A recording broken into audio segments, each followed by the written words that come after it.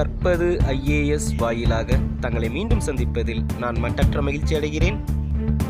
அனைவருக்கும் வணக்கம்.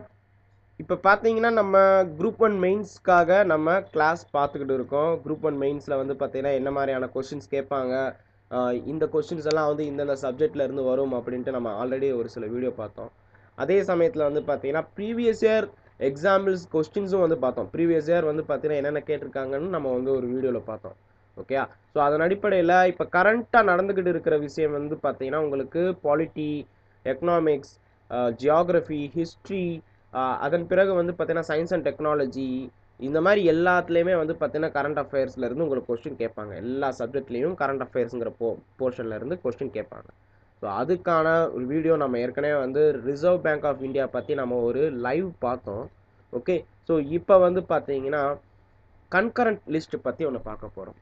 இந்திய அரசியலமைப்பில் கன்கரண்ட் லிஸ்ட் பற்றி பார்க்க போகிறோம். தமிழ் ஸ்டூடெண்ட்ஸ் எழுதிக்கோங்க. பொதுப்பட்டியல். ஏன் சமீபத்தில் இது வந்து செய்திகளில் வந்துச்சு அப்படின்னு நம்ம பார்க்கணும். பொதுப்பட்டியல் பற்றி சமீபத்தில் 2018-19 வந்து பார்த்தீங்கன்னா இது செய்தியில் மறுபடியும் வர ஆரம்பிச்சிச்சு. காரணம் என்ன அப்படின்னு பார்த்து பொதுப்பட்டியல் பற்றி முழுவதுமாக நம்ம இப்போ பார்க்க போகிறோம். நம்ம ஆல்ரெடி வந்து பார்த்தீங்கன்னா union list, state list, concurrent list, residuary power, இது எல்லாமே நம்ம பாலிட்டி கிளாஸில் பார்த்துருப்போம். இப்போ வந்து பார்த்தீங்கன்னா பாலிட்டியில் இந்த குரூப் 1 மெயின்ஸ்க்காகவே வந்து கன்கரண்ட் லிஸ்ட்டு பார்க்குறோம். ஓகே, ஸோ ஏன் இது வந்து நியூஸில் வந்துச்சு அப்படின்னா வந்து தெலுங்கானாவுடைய முதல்வர், ஓகேங்களா, அவர் வந்து பார்த்தீங்கன்னா சமீபத்தில் மாநில சுயாட்சி பற்றி பேசும்போது பொதுப்பட்டியலில் எல்லாத்தையும் கொண்டு வாங்க, எல்லா சட்டத்தையுமே வந்து பொதுப்பட்டியலில் கொண்டு வாங்க, மத்திய அரசும் வேண்டாம், மாநில பட்டியலும் வேண்டாம், பொதுப்பட்டியலில் கொண்டு வாங்கன்னு சொன்னாங்க. ஸோ காரணம் என்ன? அப்படி பொதுப்பட்டியலில் ஏன் கொண்டு வரணும்? ஏன் மாநில பட்டியலில் கொண்டு வரக்கூடாதா என்ன? பொதுப்பட்டியலினால என்னென்ன லாபம் நஷ்டம், ஏன் பொதுப்பட்டியல்னு அவர் குறிப்பிடுறாரு, கன்கரண்ட் லிஸ்ட்டுன்னு குறிப்பிடுறாரு அப்படின்னு நம்ம பார்க்கணும். ஓகே, ஸோ அப்படி பார்க்கும்போது ஏன் பொதுப்பட்டியல் அப்படின்னு பார்த்தா கன்கரண்ட் லிஸ்ட் வந்து பார்த்தீங்கன்னா உங்களுக்கு என்சூரிங் யூனிஃபார்மிட்டி, இந்தியா முழுவதுமாக அது இருக்கும். ஓகேங்களா? So concurrent list was ensure uniformity across the country, India முழுவதுமாக. ஸோ இது நினச்சாங்கன்னா, அதாவது பொதுப்பட்டியல் இருந்துச்சுன்னா மாநில அரசும் சட்டம் இயற்ற முடியும், மத்திய அரசும் சட்டம் இயற்ற முடியும். ஓகேங்களா? தன்னிச்சையாக independently both centre and state can legislate த லா.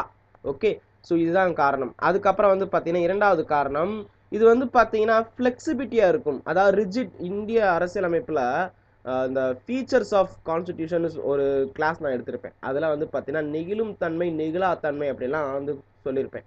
அதன் அடிப்படையில் மாடல் லா வித் என்ன ஃப்ளெக்சிபிள் ஃபார் ஸ்டேட், மாநில அரசுக்கு வந்து பார்த்தீங்கன்னா இந்த ஒரு சட்டம் இயற்றும் போது எந்தவித இடைஞ்சலும் இருக்காது. ஸோ கொஞ்சம் ஃப்ளெக்சிபிளாக வந்து பார்த்தீங்கன்னா பண்ணிடலாம்னு சொல்லியிருக்காங்க. அது மட்டும் இல்லாமல் மாநில பட்டியலில் சேர்க்காம ஏன் மத்திய பட்டியல், அதாவது இப்போ மத்திய பட்டியலும் இல்லாமல் ஏன் பொதுப்பட்டியல் கன்கரண்ட் லிஸ்ட்டில் ஏன் சேர்த்துருக்காங்க அப்படின்னா வந்து ஒரு சில சட்டத்துக்கு வந்து பார்த்தீங்கன்னா அதிகமாக ஹியூஜ் ஃபினான்ஸ் அசிஸ்டன்ட் தேவைப்படும். ஓகேங்களா? ஃபினான்ஸ் சப்போர்ட் தேவைப்படும். ஓகே, அதாவது நிதி சம்பந்தமாக வந்து பார்த்தீங்கன்னா ஹெல்ப் தேவைப்படும். அதற்காகத்தான் வந்து பொதுப்பட்டியல்னு வைக்கிறாங்க. ஸோ திடீர்னு இப்போ ஒரு தெலுங்கானா அரசாங்கமே வந்து ஒரு ப்ராஜெக்ட் கொண்டு வர்றாங்க. அதுக்கு வந்து பார்த்தீங்கன்னா மத்திய அரசும் சப்போர்ட் பண்ணணும், மாநில அரசும் சப்போர்ட் பண்ணணும். ஓகே, ஸோ அதுதான் காரணம். மத்திய அரசோடைய உதவி வேணுங்கிறதுக்காகத்தான் இந்த மாதிரி ஒன்று சொல்லியிருக்கிறாங்க, காசு வேணும் அதுக்காக. ஓகே, ஸோ அடுத்தது வந்து பார்த்தீங்க அப்படின்னா வந்து உங்களுக்கு ஸ்கெட்யூல் 7, அட்டவணை 7 தான் வந்து பார்த்தீங்கன்னா இந்த பட்டியல் பற்றி பேசியிருப்பாங்க. சரத்து ஆர்டிக்கிள் 246 246 சரத்தில் வந்து பார்த்தீங்கன்னா இதை பற்றி பேசியிருப்பாங்க. ஸோ இந்த கான்ஸ்டிடியூஷன் வந்து இந்திய அரசியலமைப்பில் வந்து பார்த்தீங்கன்னா இந்த பவர்ஸ், அதாவது இந்த அதிகாரம் பகிர்தல் அப்படிங்கிறது வந்து ரொம்ப ரொம்ப முக்கியமானது. ஓகேங்களா? டிஸ்ட்ரிபியூஷன் ஆஃப் பவர்ஸ் அப்படிங்கிறது ரொம்ப முக்கியம். மாநில அரசு, மத்திய அரசு இந்த மாதிரி வந்து பிரிஞ்சு இருக்குது, ஃபெடரல் கவர்மெண்ட்டாக இருக்குது. ஸோ அதில் வந்து பார்த்தீங்கன்னா இந்த ஒவ்வொரு அரசாங்கமுமே வந்து பார்த்தீங்கன்னா ஒவ்வொரு லா, அதாவது சட்டத்தை இயற்றும் போது அது எந்த விதத்தில் இயற்றணும் அப்படின்னு ஒன்று வச்சுருக்கிறாங்க. ஒன்று வந்து பார்த்தீங்கன்னா மத்திய பட்டியல், மத்திய அரசாங்கம் மட்டும் அதை வந்து பார்த்தீங்கன்னா சட்டத்தை பாராளுமன்றம் மூலியமாக இயற்ற முடியும். மாநில பட்டியல், ஸ்டேட் லிஸ்ட் பார்த்தீங்கன்னா மாநில சட்டமன்றம், சட்ட அவை, சட்டம் இயற்றும் அவை மூலியமாக மாநில அரசாங்கம் இயற்றும். அதுக்கப்புறம் கன்கரண்ட் லிஸ்ட். கன்கரண்ட் லிஸ்ட்னா பொதுப்பட்டியல். பொதுப்பட்டியல்னா மாநில அரசாங்கமும் இயற்ற முடியும், மத்திய அரசாங்கமும் இயற்ற முடியும். இந்த இடத்துல ரெசிடரி பவர்னு சொல்லுவாங்க, இதர அப்படின்னு. அதை பற்றி நம்ம அடுத்து பார்க்கலாம். அதாவது இந்த இதர அப்படின்னு சொல்கிறதும் வந்து பார்த்தீங்கன்னா மாநில அரசாங்கத்துக்கும் போகாது, பொதுப்பட்டியல்லையும் போகாது, டைரெக்டாக வந்து பார்த்தீங்கன்னா மத்திய அரசுக்கு தான் போகும் அப்படின்னு இப்போ இருக்குது.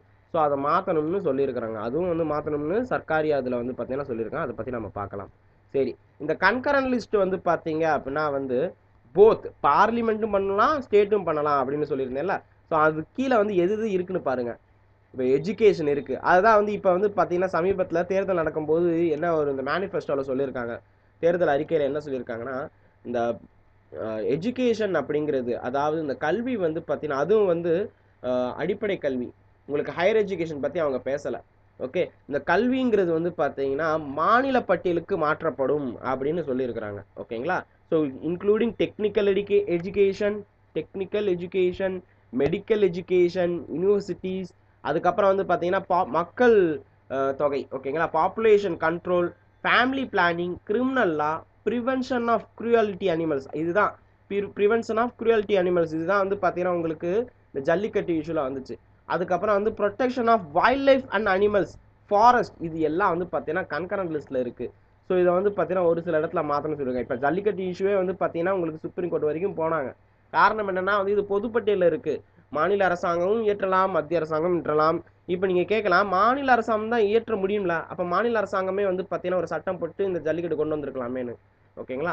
ஸோ அதுவும் வந்து இங்கே ஆல்ரெடி நம்ம நிறைய கிளாஸில் நம்ம டிஸ்கஸ் பண்ணியிருக்கோம். ஜல்லிக்கட்டு பற்றி ஃபுல்லாக டிஸ்கஸ் பண்ணியிருக்கோம். நாட் ஓன்லி ஜல்லிக்கட்டு, கம்பளான்னு சொல்லுவாங்க, கர்நாடகாவில் இருக்குது. ஒவ்வொரு கல்ச்சர் சம்மந்தமாக வந்து பார்த்தீங்கன்னா இருக்குது, ப்ரொமோட்டிங் கல்ச்சர்ஸ். அதுவும் நம்ம வந்து ஃபண்டமெண்டல் ரைட்ஸில் நம்ம வந்து டிஸ்கஸ் பண்ணியிருக்கோம், ஆல்ரெடி டிஸ்கஸ் பண்ணியிருக்கோம். ஒரு தடவை வந்து நீங்கள் இப்போ தான் ஃபஸ்ட் டைம் பார்க்குறீங்கன்னா வந்து தயவுசெய்து பாலிட்டி சம்மந்தமாக என்னென்ன இருக்கோ லக்ஷ்மிகாந்த் புக்கில் இருக்கிறது முக்கால்வாசி 70% நம்ம ஆல்ரெடி வந்து டிஸ்கஸ் பண்ணியிருக்கோம் நம்ம யூடியூப் சேனலில் கற்பதைஸில். ஸோ அது ஒரு தடவை போய் பாருங்கள். லிங்க் நான் வந்து மேலே கொடுத்துருக்கேன், டிஸ்கிரிப்ஷன்லேயும் இருக்குது, நீங்கள் போய் பார்க்கலாம். சரி, இந்த கன்கரண்ட் லிஸ்ட் வந்து எந்த நாட்டிலேருந்து நம்ம எடுத்திருக்கோம் அப்படின்னா வந்து ஆஸ்திரேலியாவிலேருந்து தான் எடுத்திருக்கோம். ஆஸ்திரேலியாவில் இருந்தால் வந்து ட்ரேட் அண்ட் காமர்ஸ், இந்த கன்கரண்ட் லிஸ்ட் இதெல்லாம் வந்து நம்ம எடுத்திருக்கோம். ஓகே, சரி. இப்போ வந்து பார்த்தீங்கன்னா அடுத்தது கான்ஸ்டிடியூஷனல் வந்து பார்த்தீங்கன்னா ஏற்கனவே சொல்லியிருப்பேன், மாநில அரசே கொண்டு வரலாம்ல இந்த ஜல்லிக்கட்டுக்கு அப்படின்னு சொல்லும்போது, இந்த ப்ரிவென்ஷன் ஆஃப் அனிமல் க்ரூயாலிட்டி அது கொண்டு வரலாம்னு சொல்லும்போது, இந்த ஃபெடரல் சுப்ரிமேசின்னு ஒன்று இருக்குது. மாநில அரசை விட மத்திய அரசு அதிகாரம் கொஞ்சம் ஜாஸ்தி இந்த கன்கரண்ட் லிஸ்ட்லேயே வந்து பார்த்தீங்கன்னா. இன்கேஸ் ஒரு சில வேலை, தட் இஸ் இன்கேஸ் ஒரு சில வேலை கான்ஃப்ளிக்ட் ஏற்படும் போது, ஒரு சில முரண்பாடு மத்திய அரசுக்கும் மாநில அரசுக்கும் ஏற்படும் போது, மாநில சட்டம் தான் வந்து பார்த்தீங்கன்னா மாநில சட்டத்தை தாண்டி மத்திய சட்டம் தான் வந்து பார்த்தீங்கன்னா செல்லுபடியாகும். மாநில சட்டம் கீழே போயிடும். ஓவர் ரைடியா ஸ்டேட் லா அப்படின்னு சொல்லியிருக்காங்க. சென்ட்ரல் லா தான் வந்து பார்த்தீங்கன்னா மேலே வரும், ஸ்டேட் லா வந்து பார்த்தீங்கன்னா அந்த ஸ்டேட்டுக்கு மட்டும் போகிறதுனால அது கீழே வந்துடும் அப்படின்னு சொல்லியிருக்கிறாங்க. பட் அதுலேயும் வந்து சில எக்ஸப்ஷன்ஸ் இருக்குது, விதிவிலக்குகள் வைக்கப்பட்டிருக்கு. அது என்னப்பா அப்படின்னு கேட்டால், இப்போ குறிப்பிட்ட மாநிலம் ஆந்திராவாக இருக்கட்டும், தெலுங்கானாவாக இருக்கட்டும், ஜம்மு காஷ்மீராக இருக்கட்டும், தமிழகமாக இருக்கட்டும், ஏதோ ஒரு குறிப்பிட்ட மாநிலம் பார்த்தீங்கன்னா கன்சிடரேஷன் ஆஃப் பிரசிடென்ட், இங்கே பாருங்கள் இந்த வார்த்தை முக்கியம், கன்சிடரேஷன் ஆஃப் பிரசிடென்ட், குடியரசுத் தலைவர்களுடைய ரிசர்வ் முன்னாடி, அதாவது அவங்களுடைய ஒப்புதலுக்காக வந்து உள்ளக்குள்ள வச்சுருக்காங்கன்னு வச்சுக்கோங்க. அப்போ வந்து பார்த்தீங்கன்னா விலக்கு அளிக்கப்படும் அந்த குறிப்பிட்ட மாநிலத்துக்கு. பட் இருந்தாலும் அதன் அடிப்படையில் தான் குடியரசுத் தலைவர் சுப்ரீம் கோர்ட் வரைக்கும் கேஸ் போனதுனால தான் வந்து ஜல்லிக்கட்டு நீங்கள் வந்து கொண்டு வரலாம் அப்படின்னு நமக்கு தமிழ்நாட்டுக்கு மட்டும் விதிவிலக்கு கொடுத்துருந்தாங்க. ஓகே, ஸோ அப்படி பார்க்கும்போது அதையும் தாண்டி பாராளுமன்றம் நினைச்சாங்க அப்படின்னா, but it would still be competent for parliament over right such எல்லாம். ஓகேங்களா, அதையும் தாண்டி வந்து பாராளுமன்றம் தான் வந்து பார்த்தீங்கன்னா உச்சபட்ச அதிகாரம் கொண்டது. இதே பிரச்சனை வரும்போது பாராளுமன்றத்தில் ஒரு ஜல்லிக்கட்டுக்காக வந்து பார்த்தீங்கன்னா தனியாகவே வந்து கொண்டு வந்தாங்க. ஓகே, ஸோ அதுதான் வந்து உங்களுக்கு கொஸ்டினாக வந்து கேட்கலாம். ஏன்னா இன்டர்வியூவில் கூட நிறைய தடவை இது வந்து கேட்டுட்டு இருக்காங்க, நீங்கள் இதை யூஸ் பண்ணிக்கோங்க. ஸோ இப்போ வந்து நம்ம கொஞ்சம் ஹிஸ்ட்ரியில் பார்க்கலாம். இந்த 7வது அட்டவணை 1950 வந்து பார்த்தீங்கன்னா கான்ஸ்டிடியூஷனல் அமெண்ட்மெண்ட் மூலியமாக வந்து கொண்டு வந்திருக்காங்க. இந்த 7வது அட்டவணை வந்து கான்ஸ்டிடியூஷனில் வந்து நிறைய மாற்றங்கள் வந்திருக்கு. ஓகேங்களா, 1950 இருக்குது, நிறைய மாற்றங்கள். 42வது அமெண்ட்மெண்ட் 1976லேயும் சரி நிறைய இது வந்து பார்த்தீங்கன்னா மாற்றிருக்காங்க. இந்த மத்திய பட்டியல், மாநில பட்டியல், பொதுப்பட்டியலில் வந்து பார்த்தீங்கன்னா நிறைய மாற்றம். அதுலேயும் குறிப்பாக வந்து இந்த மத்திய பட்டியல் யூனியன் லிஸ்ட்டும் கன்கரண்ட் லிஸ்ட்டும் வந்து பார்த்தீங்கன்னா வளர்ந்துருக்கு, மாநில பட்டியல் வந்து குறைஞ்சிருக்கு. ஸோ அது என்னன்னு பார்க்கலாம். அதுவும் நம்ம கடைசியாக வந்து பார்த்தீங்கன்னா என்னென்ன லிஸ்ட் இருக்குன்னு நம்ம வந்து ஃபுல்லாக பார்க்கலாம். ஸோ இதில் இந்த அட்டவணை மாற்றம், அந்த சட்ட திருத்தத்தில் வந்து பார்த்தீங்கன்னா education, forest, protection of wildlife, animal, birds and administration of justice, இது எல்லாம் வந்து பார்த்தீங்கன்னா ஸ்டேட் லிஸ்ட்டில் இருக்குது. ஓகேங்களா, ஸ்டேட் லிஸ்ட் அந்த மாதிரி இதுலலாம் வந்து பார்த்தீங்கன்னா மாற்றிருக்காங்க. வெயிட் அண்ட் மெஷர்மெண்ட், ஓகேங்களா. ஸோ இந்த நம்ம படிப்போம் பிஎஸ் வேல்யூ, இந்த அடிப்படை இதுன்னு படிப்போம்ல. ஓகே, எஸ்ஐ யூனிட், இந்த மாதிரி எஸ்ஐ அலகுகள், அதில் இருக்கிற இந்த வெயிட் அண்ட் மெஷர்மெண்ட்ஸ் இதெல்லாம் வந்து பொதுப்பட்டியலுக்கு மாற்றம் பண்ணியிருக்கிறாங்க. ஓகே, பொதுப்பட்டியலுக்கு மாற்றம் பண்ணியிருக்கிறாங்க, அது நீங்கள் தெரிஞ்சுக்கோங்க. சரி, இந்த சர்க்காரியா கமிஷன் சொல்லுவாங்க. சர்க்காரியா கமிஷன் வந்து பார்த்தீங்கன்னா கன்கரண்ட் லிஸ்ட் சம்மந்தமாக ஏதாவது சொல்லியிருக்காங்களா அப்படின்னா வந்து ரெசிடரி பவர்னு ஒன்று இருக்குது. நம்ம ஆல்ரெடி நம்ம பேசணும், இந்த இதர அதிகாரங்கள் அப்படின்னு சொல்லும்போது அது வந்து டேக்ஸை தவிர்த்துட்டு, வரிகளை தவிர்த்துட்டு மற்ற எல்லாமே வந்து பார்த்தீங்கன்னா taxes should continue to remain with parliament, பாராளுமன்றத்தோட இருக்கட்டும்ப்பா. ஆனால் மற்ற இதர அதிகாரங்கள் எல்லாமே வந்து பார்த்தீங்கன்னா பொதுப்பட்டியலுக்கு மாற்றுங்க, ஏன் வந்து மத்திய பட்டியலுக்கு வச்சுருக்கீங்க அப்படின்னு சர்க்காரியா கமிஷன் சொன்னாங்க. அதுக்கப்புறம் வந்து centre should consult the state. இப்போ பொதுப்பட்டியலில் இருக்குது, ஒரு ஒரு ஒரு குறிப்பிட்ட அதிகாரம், ஒரு சப்ஜெக்ட் இருக்குன்னு வச்சுக்கோங்க. அதில் வந்து சட்டம் இயற்றும் போது எல்லா மாநிலத்துக்கிட்டேயும் வந்து பார்த்தீங்கன்னா, இல்லை பர்டிகுலர் மாநிலம் பாதிக்கப்படுதுன்னா அந்த மாநிலத்துக்கிட்ட கண்டிப்பாக வந்து பார்த்தீங்கன்னா கலந்து ஆலோசித்து விட்டு தான் வந்து சட்டம் இயற்ற வேண்டும் அப்படின்னு சொல்லியிருக்கிறாங்க. அதுக்கப்புறம் மூன்றாவது வந்து பார்த்தீங்கன்னா union should occupy only that much field of concurrent subject. Okay, so ஏன்னா வந்து இப்போ மத்திய அரசு என்ன நினைப்பாங்கன்னா, இங்கே ஓட் பாலிட்டிக்ஸ் வந்து வரும். ஓகேங்களா, மத்திய அரசு என்ன நினைப்பாங்கன்னா இந்தியா முழுவதும் அந்த கன்கரண்ட் லிஸ்ட்டில் இருக்கிறத இந்தியா முழுவதும் அந்த சட்டம் கொண்டு வர்றோம். ஒரு குறிப்பிட்ட மாவட்டமோ மாநிலமோ ஒரு குறிப்பிட்ட சமூகமோ வந்து பாதிக்கப்படும் போது அதை கன்சிடர் பண்ண மாட்டாங்க. ஏன்னா வந்து லார்ஜ் இன்ட்ரெஸ்ட் ஆஃப் நேஷன் எல்லாத்துக்குமே வந்து பார்த்தீங்கன்னா பயன்பெறும் அப்படிங்கிற அடிப்படையில் வந்து பார்த்தீங்கன்னா ஒரு குறிப்பிட்ட நபர்களுக்கோ குறிப்பிட்ட சமூகத்துக்கோ வந்து பாதிப்பு ஏற்படும் போது அதை வந்து கன்சிடர் பண்ண மாட்டாங்க, அதை வந்து பெரிதுபடுத்த மாட்டார்கள். ஸோ இது ஞாபகத்தில் வச்சுக்கணும். ஆனால் வந்து பார்த்தீங்கன்னா இப்போ மத்திய அரசும் ஒரே அரசாக இருக்குது, மாநில அரசும் ஒரே அரசாக இருக்குது. ஒரு உதாரணத்துக்கு குஜராத் எடுத்துக்கலாம். குஜராத்லையும் பிஜேபி, மத்திய அரசுலையும் பிஜேபி இருக்குது. இப்போ குஜராத்தில் ஒரு குறிப்பிட்ட சமூக மக்களுக்கு வந்து பார்த்தீங்கன்னா ஏதோ ஒரு பாதிப்பு ஏற்படும் போது அதை வந்து பார்த்தீங்கன்னா ஓட் பாலிட்டிக்ஸ்னால அந்த மாநில பிஜேபி அரசாங்கம் என்ன பண்ணும்னா, இல்லை இது கொண்டு வரதை என்னால் வந்து முடியாது, அடுத்த தடவை எங்களால் ஜெயிக்க முடியாது அப்படி இப்படின்னு சொல்லிட்டு அதை நிப்பாட்டி வச்சிருவாங்க. ஆனால் வெவ்வேறு இதாக இருந்துச்சு வச்சுக்கோங்க, இப்போ தமிழ்நாடு எடுத்துக்கலாம், வெவ்வேறு அரசாங்கமாக இருந்தாலோ இல்லைனா வந்து கேரளா எடுத்துக்கலாம், வெவ்வேறு அரசாங்கமாக இருந்துச்சு வச்சுக்கோங்க, ஒரே கட்சியாக இல்லாமல் வேறு வேறு கட்சியுடைய அரசாங்கத்தின் கீழ் மாநில அரசும் மற்றும் மத்திய அரசும் இருந்துச்சுன்னா அதை கன்சிடர் பண்ண மாட்டாங்க. மாநில அரசு கேட்டாலும் வந்து பார்த்தீங்கன்னா இல்லை இந்த லார்ஜ் இன்ட்ரெஸ்ட் அப்படின்னு வச்சு கன்சிடர் பண்ணிடுவாங்க, large interest of the nation அப்படின்னு சொல்லிட்டு கொண்டு வந்துடுவாங்க. ஸோ இதுவும் வந்து இருக்கக்கூடாதுன்னு சொல்லியிருக்காரு. ஓகே, ஸோ இப்போ சர்க்காரியா கமிஷன் வந்து மத்திய அரசு கொண்டு வந்திருக்கு. இங்கே வந்து பார்த்தீங்கன்னா தமிழ்நாடு அரசாங்கம் வந்து ராஜா மன்னார் குழு அப்படின்னு ஒன்று கொண்டு வந்தாங்க. ஓகேங்களா, இதுவும் வந்து சென்டர் ஸ்டேட் ரிலேஷன்ஷிப்காக, அதாவது மத்திய மாநில உறவுகளில் வந்து பார்த்தீங்கன்னா இந்த ராஜா மன்னார் குழு பற்றி கொஸ்டின் நிறைய கேட்பாங்க. ஓகே, இவர்கள் வந்து பார்த்தீங்கன்னா இந்த மத்திய அரசை தாண்டி மாநில சுயாட்சி பற்றி பேச ஆரம்பித்தாங்க. நம்ம ராஜா மன்னர் கமிஷன் என்னென்ன பேசியிருக்குன்னு நம்ம தனியாகவே ஒரு கிளாஸ் கொடுக்கணும், ஏன்னா அவ்வளோ பேசியிருக்காங்க. சர்க்காரியா குழுவும் வந்து அவ்வளோ பேசியிருக்காங்க. நம்ம இங்கே வந்து பொதுப்பட்டியல் பற்றி மட்டும்தான் பேசுகிறோம், அதை ஞாபகத்தில் வச்சுக்கிட்டு இது இருங்க. ஸோ இப்போ இந்த ராஜா மன்னர் வந்து கொண்டு வந்ததுக்கப்புறம் என்ன பண்ணாங்கன்னா, இந்த 42வது சட்ட திருத்தம் இருக்குல்ல, இதில் வந்து சில விஷயத்தை மாற்றணும், இதை வந்து பார்த்தீங்கன்னா ஸ்டேட் லிஸ்ட்டுக்கு கொண்டு வாங்க, historically under the state list கீழே கொண்டு வாங்க. ஏன்னா வந்து பார்த்தீங்கன்னா இந்தியாவிலேயே வந்து பார்த்தீங்கன்னா இந்த மாநில சுயாட்சி பற்றி பேச ஆரம்பித்ததே தமிழகம் தான். அதுக்கப்புறம் தான் வந்து பார்த்தீங்கன்னா ஜம்மு காஷ்மீர், கர்நாடகா, ஆந்திரா, கேரளா இவங்கெல்லாம் வந்து பேச ஆரம்பித்தாங்க. ஸோ இதான் கொடுத்துருப்பாங்க, it's spurred other state voice their opposition to this new power relation born due to 42nd amendment அப்படின்னு கொடுத்துருங்க. அதாவது இந்த தமிழ்நாடுடைய ராஜமன்னார் குழு வந்ததுக்கு அப்புறம் இவங்க அறிக்கை தாக்கல் பண்ணதுக்கு அப்புறம் மற்ற மாநில அரசாங்கமும் வந்து பார்த்தீங்கன்னா இந்த 42வது சட்ட திருத்தத்தில் வந்து பார்த்தீங்கன்னா இந்த கன்கரண்ட் லிஸ்ட்ல மாற்றம், இந்த பட்டியலில் மாற்றம் பண்ணது, பொதுப்பட்டியல், மாநில பட்டியல், மத்திய பட்டியல் மற்றும் ரெசிடரியில் வந்து மாற்றம் பண்ணதை வந்து பார்த்தீங்கன்னா எதிர்க்க ஆரம்பித்தாங்க. ஓகே, ஸோ இது ஒன்று தெரிஞ்சுக்கணும். எக்ஸ்ட்ராவாக நீங்கள் தெரிஞ்சுக்க வேண்டியது என்ன அப்படின்னா வந்து ஹிஸ்டாரிக்கலாக பார்க்கும்போது 1935 கவர்மெண்ட் ஆஃப் இந்தியா ஆக்டில் வந்து தான் வந்து வந்து இந்த அதிகாரங்கள் வந்து 3ஆக பிரிக்கப்பட்டுச்சு. மத்திய, மாநில மற்றும் பொது அப்படின்னு பிரித்தாங்க.